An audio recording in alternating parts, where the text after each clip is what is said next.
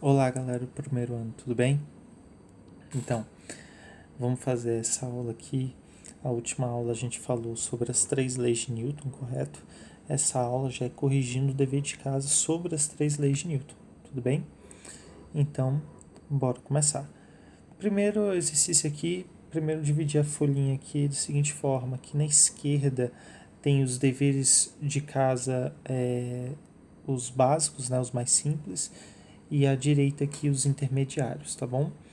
O que a gente tem que conseguir fazer na aula, agora no horário da aula, são esses daqui. E a gente vai fazer o que tiver aqui na direita até dar mais ou menos um tempo de 30, no máximo 35 minutos. E o que não for feito, vocês tiram dúvida no plantão, tá bom? Então, bora lá.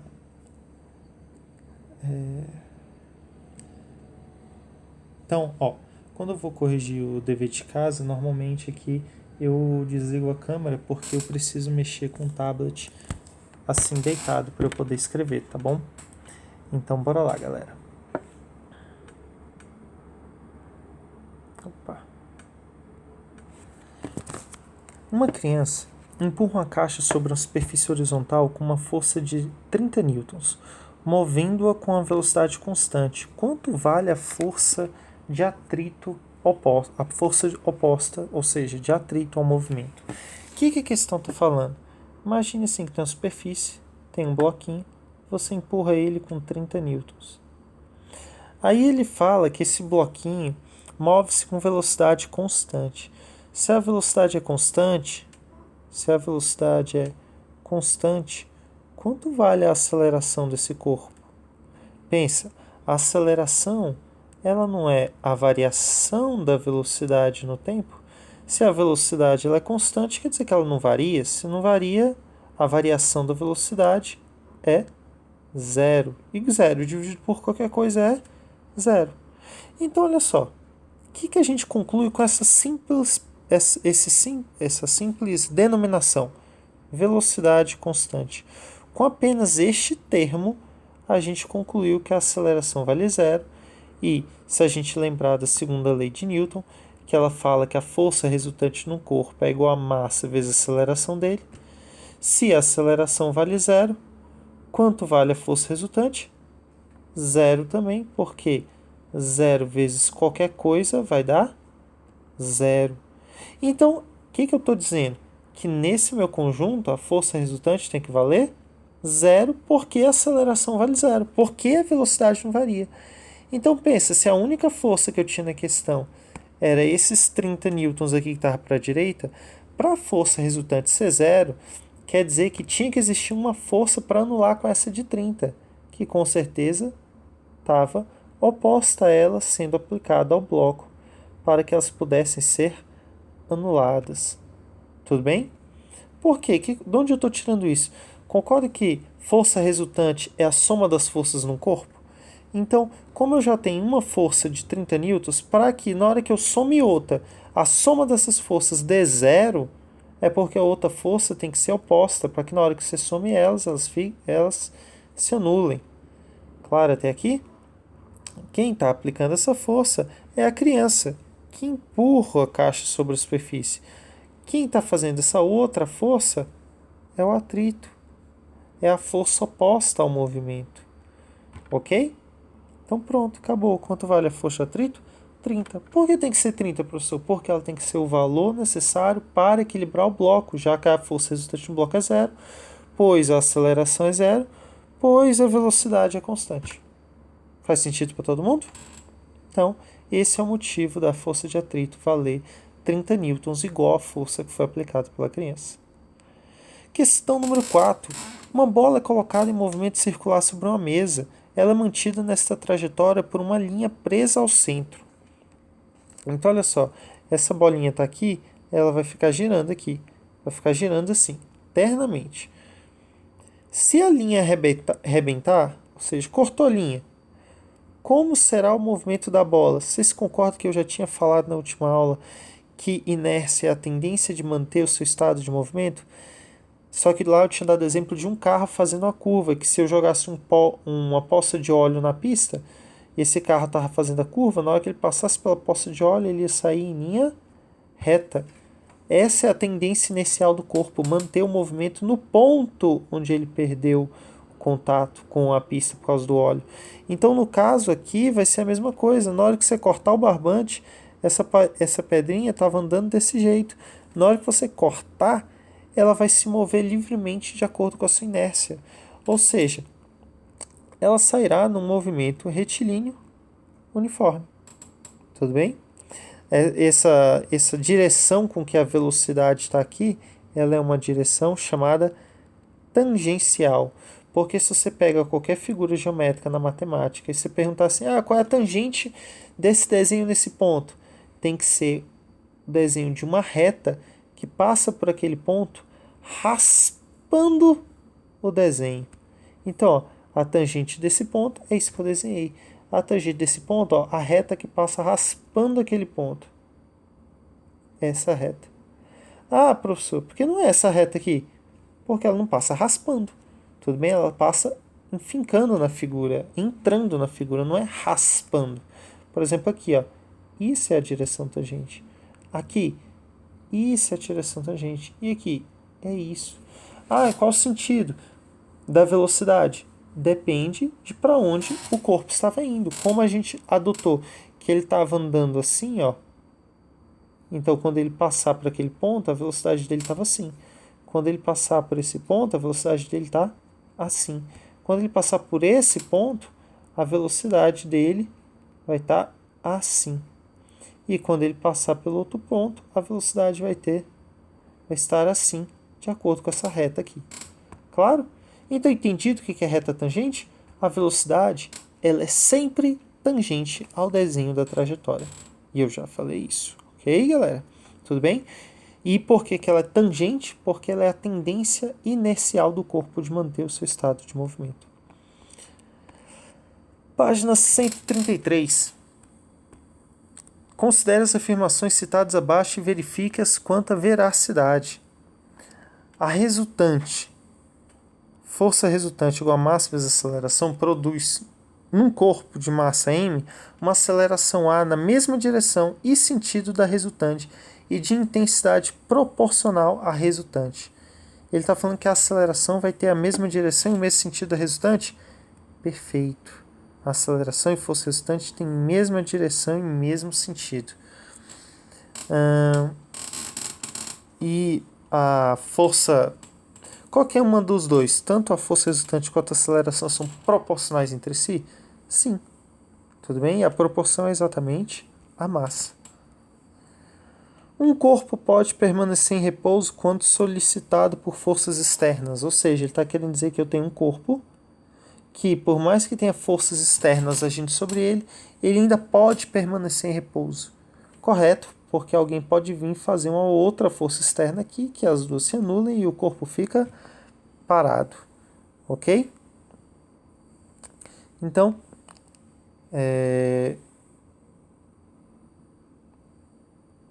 eu pulei a afirmativa número 2, né? Isso que eu estou reparando aqui agora. Eu fui direto para a afirmativa número 3, que é essa daqui. Então, bora voltar na 2. As forças de ação e reação têm resultante nula para ação e reação. Tem resultante. Para ter resultante é porque você está somando elas. E não se soma ação e reação porque eles agem necessariamente em corpos distintos. Então, você nunca vai somar ação e reação, professor? Nunca. Nunca. Somou, apaga e faz de novo, porque você já sabe que você errou. Tudo bem? Ação e reação não se somam. Então, o item errado.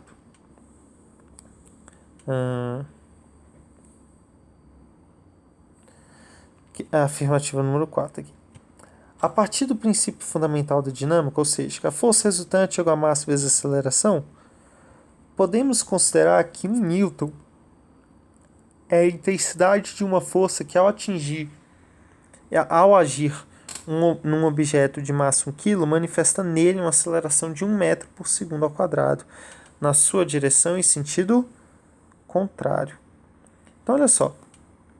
Ele está falando que a aceleração tem o sentido contrário em relação ao quê?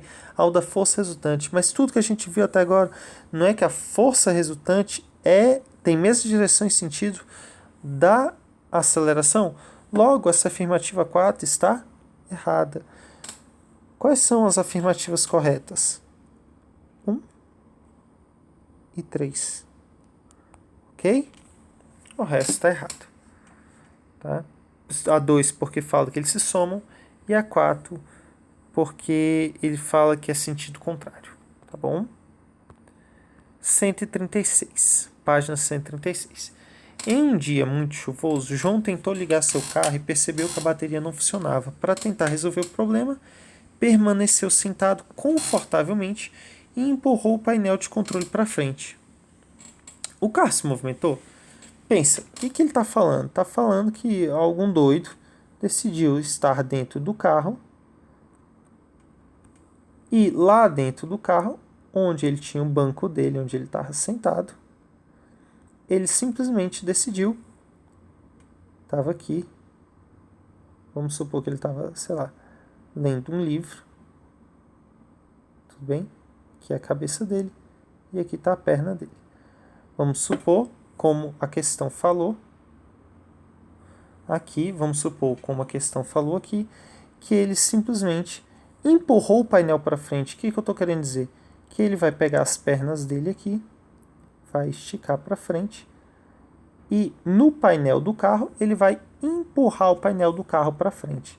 E a pergunta é, por que o carro não vai para frente se ele está empurrando o carro para frente dentro dele?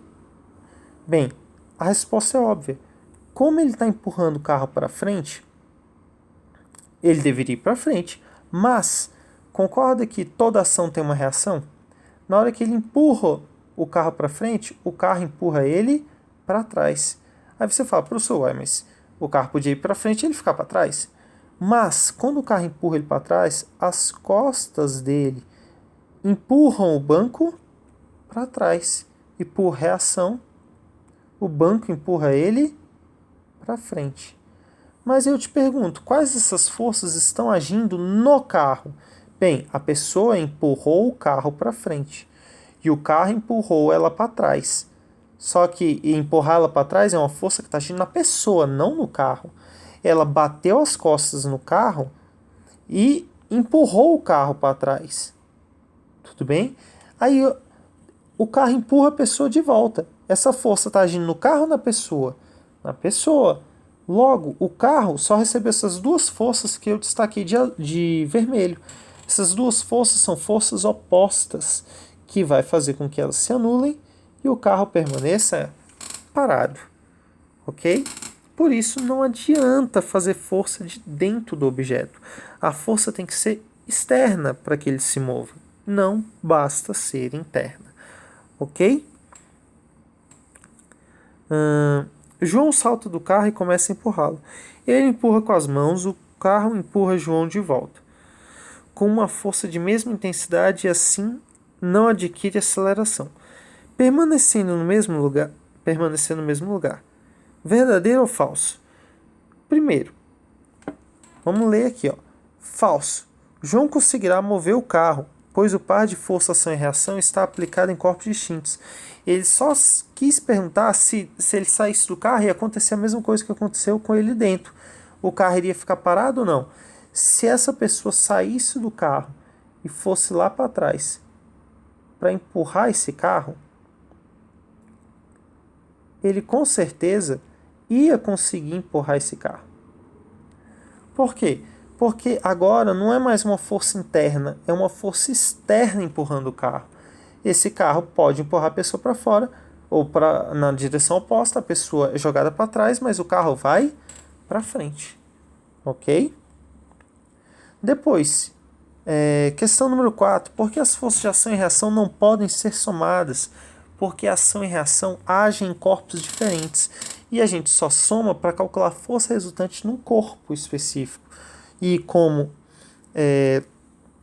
a força resultante aqui, ela vai ser devido a uma força externa no segundo caso, então o carro vai conseguir se mover. Já no primeiro caso, em que a força resultante é uma força interna, ele não consegue se mover. Ok? Que é o caso do carro aqui. Eu expliquei de acordo com o caso do carro. Tá bom, galera? Então, olha só. Aqui acabou o dever de casa. Então, agora eu vou fazer os exercíciozinhos aqui a mais até finalizar a hora da aula. Claro? Então, continuando, galera. Página 130 de novo. Exercício número 5, já do nível intermediário, né? A figura representa um gráfico de velocidade em função do tempo para um objeto de 8 kg de massa. Então, massa igual a 8 kg, que se movimenta em linha reta, uma trajetória retilínea. Bacana. Determine a intensidade da força resultante, é o que ele quer saber, força resultante, que atua no corpo entre o intervalo de 2 a 6 segundos. Olha para o gráfico. Instante 2 e instante 6. Qual é o ponto do gráfico que representa o instante 2? Esse daqui. E qual é o ponto do gráfico que representa o instante 6? Este daqui. Qual é a velocidade no instante 2? 20. E qual é a velocidade no instante 6? O mesmo 20. Então, entre o instante 2 e 6, que é o que ele perguntou, qual é a força resultante que agia sobre o corpo? Fórmula da força resultante não é massa vezes aceleração? Beleza. Qual é a aceleração entre o instante 2 e 6? A velocidade no instante 2 não é 20? E a velocidade no instante 6 também não é 20? Logo, tem variação de velocidade do instante 2 ao 6?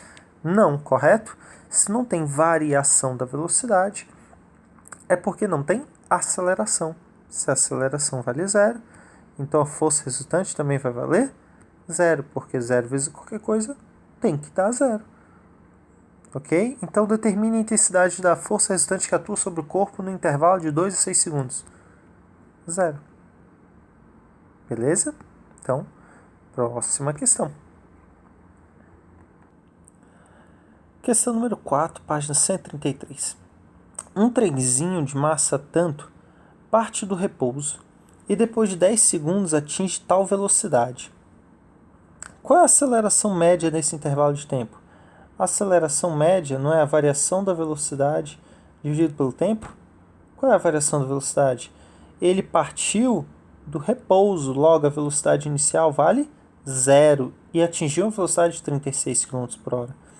Variação da velocidade é a velocidade final mais inicial, dividido pelo intervalo de tempo. Então a aceleração média está dando quanto? Qual é a velocidade final? 36 km por hora. E qual é a inicial? Zero. Em quanto tempo isso aconteceu? 10 segundos. Será que está certo esse cálculo? Bem, o tempo está em segundos.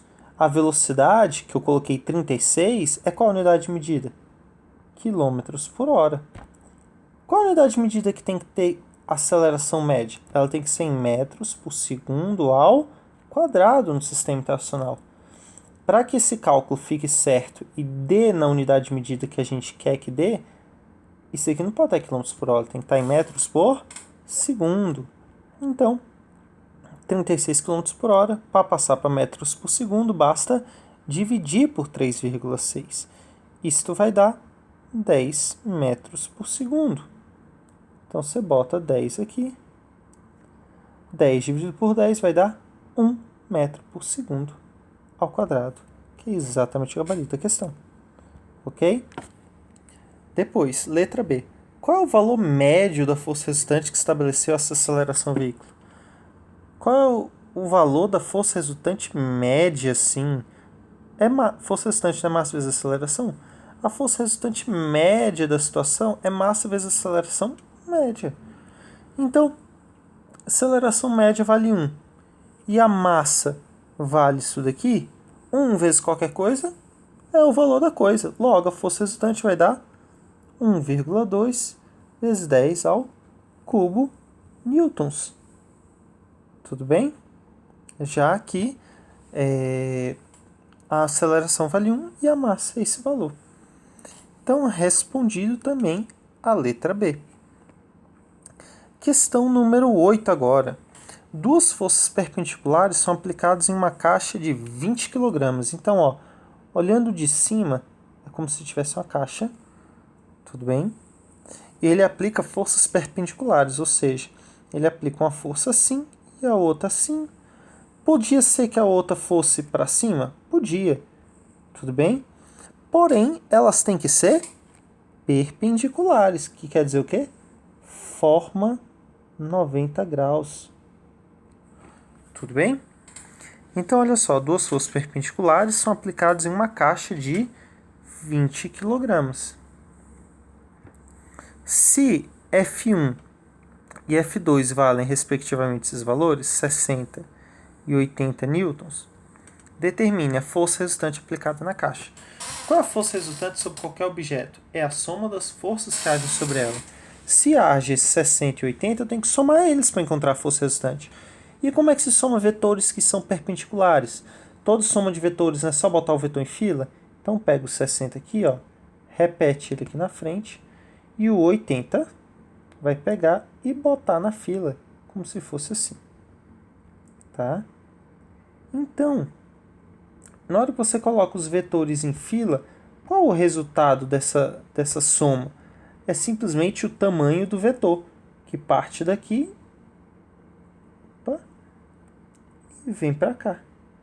Esse é o vetor força resultante. Tudo bem? Então, depois, a gente precisa calcular o valor dessa força resultante. Eu só desenhei ela. Qual o valor dela? Ele é o valor da hipotenusa desse triângulo retângulo, cujos catetos são 60 e 80. Se você fizer o Bhaskara, você vai encontrar que o módulo da força resultante, que eu posso escrever com um símbolozinho de vetor e depois o módulo, ou eu posso falar módulo sem colocar nada, tudo bem? O módulo da força resultante, ele era o módulo da soma daqueles dois, que é o tamanho da hipotenusa. Se você fizer esse cálculo, a hipotenusa de 60 ao quadrado mais 80 ao quadrado vai dar 100 newtons. Ok? E qual é a aceleração adquirida por esse corpo? Bem, se força resultante é igual a massa vezes aceleração, você já sabe que a força resultante é 100. Você sabe a massa? Sabe, a massa é 20 kg. Quanto que deu a aceleração? Basta fazer 100 dividido por 20, que é 5 metros por segundo ao quadrado. Depois, a velocidade da caixa após 10 segundos aplicado na força. Bem, qual é a velocidade da caixa? Você concorda que a caixa, tendo essa aceleração, uma aceleração constante, ela vai entrar no movimento uniformemente variado? Certo? Ou você pode simplesmente interpretar o seguinte: qual é a velocidade que esse bloco de 20 kg vai ter após os 10 segundos? Simplesmente usando o conceito da aceleração média, que é a variação da velocidade no tempo. Qual é a aceleração? 5? Então, bota aqui, ó. Aceleração igual a 5. Qual é a variação da velocidade, sabendo que ele demorou 10 segundos após a aplicação da força? Delta V vai dar 500. 500 é a variação da velocidade. Tá bom? Ou 500 não, perdão. 50 é a variação da velocidade. Tá?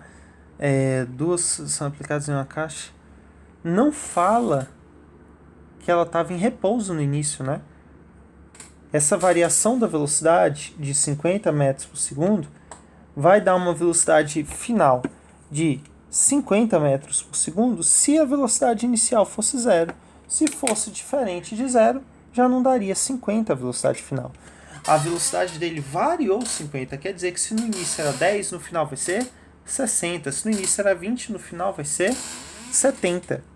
Ok? Isso é variação da velocidade. Tá? Então, depois agora, página 136, exercício 5. Aqui ele fala que um astronauta ele se move ao longo do espaço indo de A para B e depois de B para C. Observe que para ele fazer esses movimentos, o que teria que acontecer? para ele ir do ponto A até o ponto B, ele tem que subir. Depois, para ir do ponto B até o ponto C, ele teria que ir para a direita. Veja que não é à toa o desenho daquele plano cartesiano no fundo com 3 eixos, viu? X, Y e Z. X é como se fosse o que está para fora da folha. Z é o que está para cima e Y é o que está para o lado. Tá bom? Então, olha só. Como é que um astronauta, o que ele tem que fazer? Ó, ele tem 3 turbinas para acionar. A turbina 1, a 2 e a 3. Qual a turbina ele tem que acionar e em qual sequência ele tem que acionar essas turbinas para conseguir realizar exatamente o movimento que está aqui do lado? Pensa, se ele começa no ponto A e sobe, é porque ele tem que ter ligado o sensor de motor número 1, correto? Para jogar ele para cima. Já quando ele chega no ponto B, você concorda que a trajetória não é uma coisa assim, ó, ele está subindo, aí alguém empurra ele para o lado, aí ele vai desviando. Não é isso que acontece. Ele simplesmente está subindo, para e já começa a se mover direto para o lado, certinho. O que aconteceu? Ele estava subindo porque ele ligou o sensor 1, mas para chegar lá em cima ele tem que dar uma parada. Para ele parar, o sensor contrário tem que fazer uma força para ele parar. Ok? E depois, para ele andar para a direita, o sensor 2 tem que ser ligado. Ok? Para percorrer a trajetória ABC, o astronauta deverá acionar durante o intervalo de tempo os jatos em quais sequência? 1, 3 e 2. Exatamente o que a gente falou. Tá bom? Questão número 8. Numa partida de beisebol, após errar atacado, o jogador sentiu a bola bater violentamente seu rosto. Analisando a situação, podemos afirmar que a inversão do sentido do movimento da bola após bater no rosto ocorre porque a força aplicada pelo rosto na bola age por um tempo maior do que a força aplicada pela bola no rosto. Errado. O tempo que a força age num e no outro são iguais. O tempo é o mesmo. Tá bom? Se você, dá um tapa na parede, o tempo que sua mão ficou em contato com a parede é o mesmo tempo que a parede ficou em contato com sua mão. Tudo bem? Então, bora lá. Item 2. A força aplicada pelo rosto na bola é maior do que a força aplicada pela bola no rosto. Errado. Isso é exatamente o conceito de um par ação e reação. O fato da bola bater no rosto da pessoa, a bola bate no rosto da pessoa bate na bola, a bola vai para um lado, o rosto da pessoa vai para o outro. Isso acontece justamente porque é uma ação e reação, ok? Então isso está completamente errado ele falar que esse caso não é uma ação e reação. Tudo bem? 3. A força aplicada pela bola no rosto e a força aplicada pelo rosto na bola não se anulam. Perfeito, eles não se anulam. A força aplicada pela bola no rosto e a força aplicada pelo rosto na bola têm a mesma direção, mesma intensidade e sentidos contrários. Perfeito. Tudo bem? Então, galera, como o próprio gabarito mostra aqui, ó, tem 2 respostas corretas mesmo. É a 3 e a 4. As 2 estão corretas. Claro para todo mundo? Então, acaba aqui a aula de correção de dever de casa. Qualquer dúvida, galera, qualquer coisa, venha no plantão, manda mensagem durante o horário da aula. E não esqueça, eu estou ao vivo no Google Hangout Meets, ok? Ou Hangouts Meet, ainda não sei qual dos dois está no plural lá na frase, tá bom? No nome do programa. Então, galera, é isso. Boa aula para vocês, ok? E próxima aula eu continuo o conteúdo, fazendo mais exercícios, mais exemplos, tá bom? Aprofundo um pouquinho mais, então terão outros deveres de casa na próxima aula.